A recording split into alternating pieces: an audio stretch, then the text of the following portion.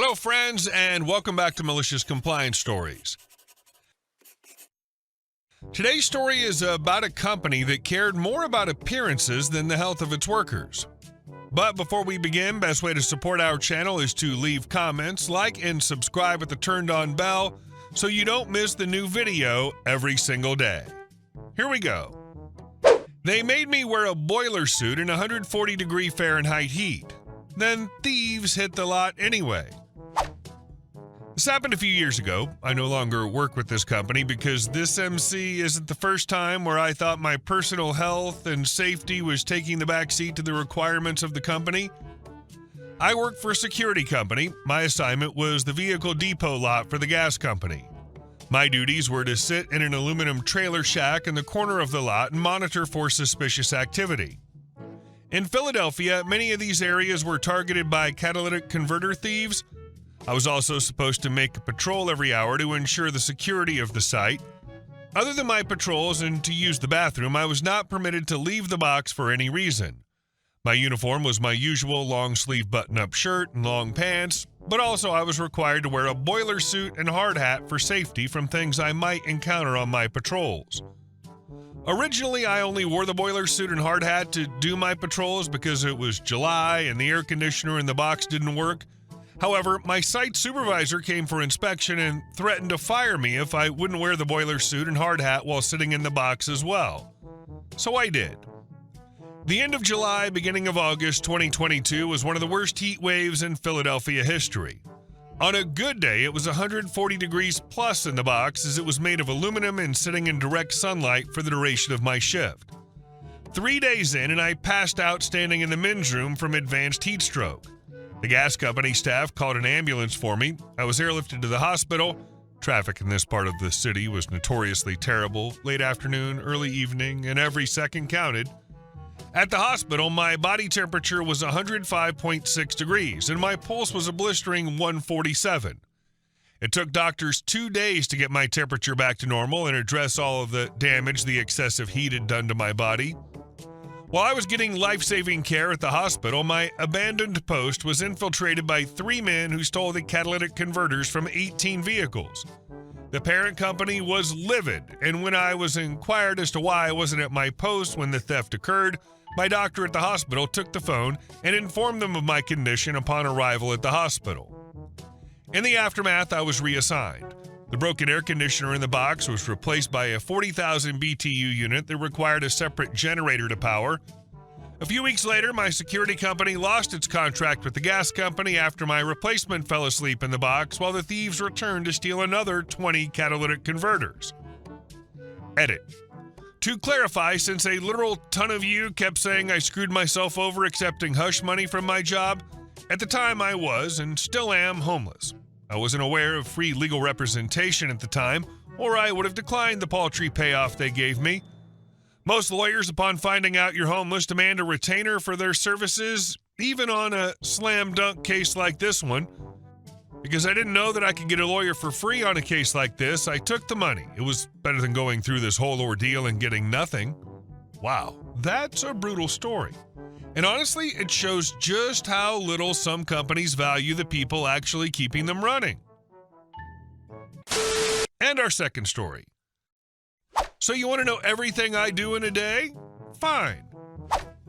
This happened about 15 years ago, but a post I saw recently jogged the memory. At the time, I was working in a municipal archive. Technically, I wasn't a city employee. I was working for a private firm the city had contracted to tackle the project, and that firm, in turn, had hired me and a handful of others. So we were basically contractors of a contractor. Already not the best setup. The job itself was, let's call it daunting. The archive had been abandoned for roughly 30 years. Picture an old dusty cinema packed wall to wall with pallets, each stacked high with file boxes. Our task was to index and catalog the entire mountain, making it searchable and organized again. On paper, that sounds straightforward, but it required a lot of attention to detail, careful handling, and legal responsibility, since these were official municipal records. It was skilled work, even if our paychecks didn't reflect that. Because, of course, we were given the shoddiest contract that was legally possible, The company paid us peanuts for a job that demanded high qualifications and came with real accountability. But I was young, needed money, and figured it was at least experience. Here's where it got interesting. Our bosses, the ones in charge of the contracting company, got paid by the city per completed job. We, the grunts, were paid monthly, so naturally their motivation was to finish the job as fast as possible, cash in, and move on to the next contract. Our motivation was just to do the job correctly and keep food on the table. And that clash meant trouble. They started pressuring us to cut corners, do sloppy indexing, skip details, just get it done. Of course, we knew if we screwed up, we'd be the ones left holding the bag, not them. They weren't even in town. They managed the project from another city.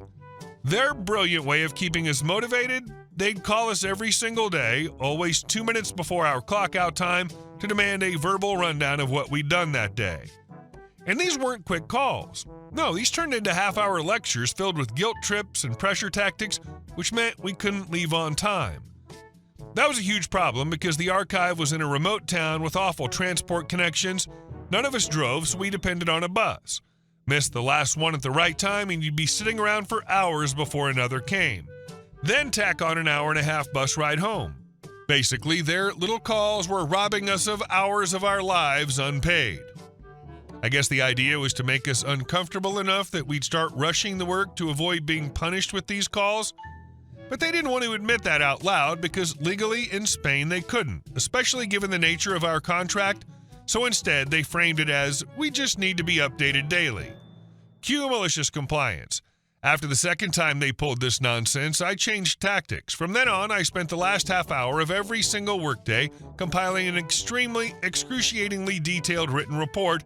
And when I say detailed, I mean mind-numbingly so. Which boxes were opened, how many documents were inside, how many were indexed, which palettes we touched, minute-by-minute summaries.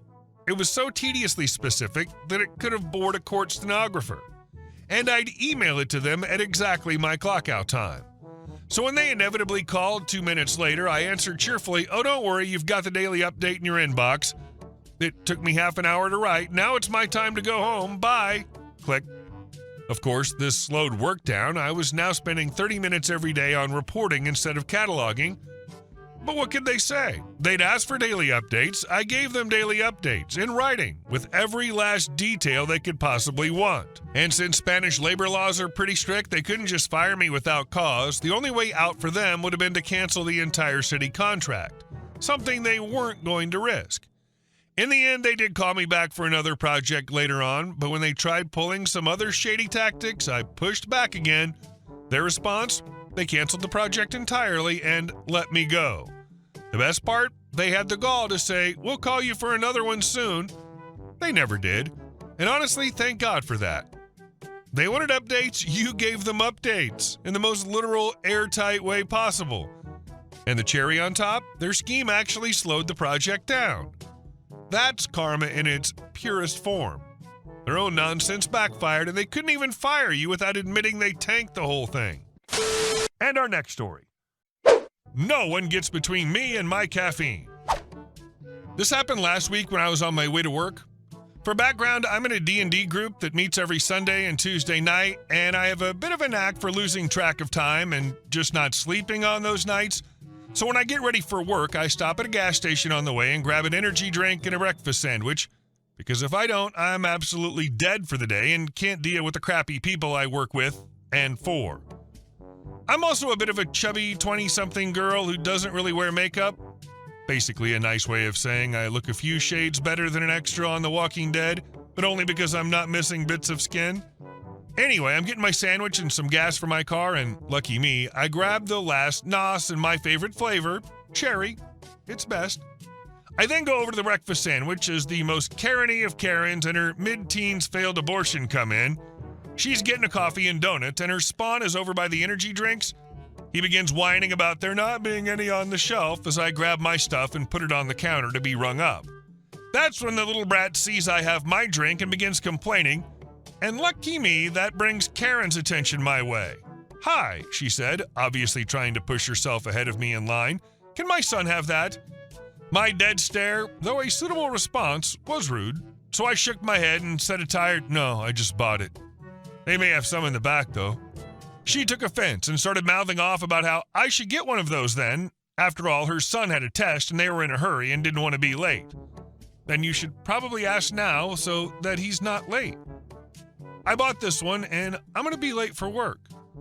She narrowed her eyes before continuing to ask/demand that I hand it over despite having already paid. I'd also like to point out that the cashier at this point recognized me and knew that I get a bit testy when tired and non-caffeinated. Hey, how many do you got in the back? The mom had a bit of a smug face at this point, but I cracked open my can, which made her gasp and glare. We have a case left. I'll take it.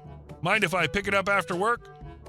It was about $40 with the 2 for $3 promotion they had going. I paid as she screamed about how that wasn't fair and now I have enough caffeine to last me a month. F you, Karen. Nobody gets between me and my caffeine. She tried to come between you and your caffeine and learned the hard way that was a battle she was never going to win. And our last story. The day my neighbor learned laws actually apply to him. When my partner and I bought our first house last November, we were excited, but also a little nervous. It was our first real step into adulthood. Mortgage, yard work, neighbors, the whole package. The couple next door seemed sweet at first. Then I woke up one morning, glanced out the window, and nearly spat out my coffee. A whole chunk of our lawn was gone. Grass ripped up, dirt exposed, and a neat pile of bricks stacked right beside the hole. My neighbor, let's call him Mr. Garcia, was out there in his work boots whistling while he measured things with a tape line. It took me about 3 seconds to realize what he was doing. He was extending his driveway onto our property. I stormed outside. Mr. Garcia, what exactly are you doing? He looked up, all innocent. Morning, just adding a little extra space for the car. The driveway's too narrow. I stared at the mangled patch of lawn. That's our yard. You didn't ask us. Oh, it's just a few feet, he said, waving his hand like it was nothing. Chill, no harm done. No harm done. He'd literally stolen part of our property without permission and was planning to pave it for his car. On top of that, he already had this habit of dragging his trash bins over and leaving them in front of our house every garbage day, like we were his personal staging area. At first, I ignored it, but now this wasn't a small quirk. It was blatant disrespect. I had to rush to work, but I called our city's permit office on my lunch break. Surprise, surprise, he hadn't even applied for a permit. The guy was freelancing his own renovation project on stolen land. Later that day, I also called around for quotes on a property survey, $2,000. My stomach dropped. That's a lot of money when you've just closed on a house, but I wasn't about to roll over and let him annex part of my yard. The next day, I spoke with the city's planning department. They confirmed exactly what I suspected. Even if the land were his, it's not, he still wouldn't be allowed to park that close to my property line. The setback rules required space. His shiny driveway extension was illegal from the start. So that evening, I walked over to confront him. Mr. Garcia, I began, trying to stay civil. I called the planning department. You can't use that area for parking. It's against zoning codes. He leaned on his shovel, smirking. What, you planning to call the city on me? If I have to, I shot back. His smile vanished. Then F off. I'll park where I want. That was the end of the conversation. He turned his back and kept working as if he hadn't just admitted to trespassing. The next morning, I looked out again. Sure enough, his car was now shoved right up against my property line, basically kissing the side of my house. I could have opened my window and smacked his bonnet with a broom handle. So I made the call. Planning enforcement. 2 days later, a city inspector came out. He measured, frowned, then wrote something down. By the end of the week, Mr. Garcia received a citation. He was officially forced to remove the illegally paved extension. When I saw the notice taped to his door, I won't lie, I grinned so hard my cheeks hurt. The demolition crew came the next weekend. Dust clouds, broken bricks, the whole thing gone within hours. Mr. Garcia stood there, red-faced, muttering under his breath. To make matters even sweeter, the inspector told him he'd be fined again if he continued parking close to my house. And guess what? The very next week, he tried it. His car was ticketed, plain and simple. Now, every trash day, he still tries to wheel his bins over in front of my house like old times. But I drag him right back over onto his side, smack in front of his garage door. He doesn't say a word anymore, probably because he knows I'll call the city again if he pushes me. Classic entitled move. Just a few feet suddenly becomes my driveway. What I love is how you didn't get dragged into a shouting match. You went straight for the city and let the rules handle it. Hey guys, thank you all for watching the video. I'll see you in the next one.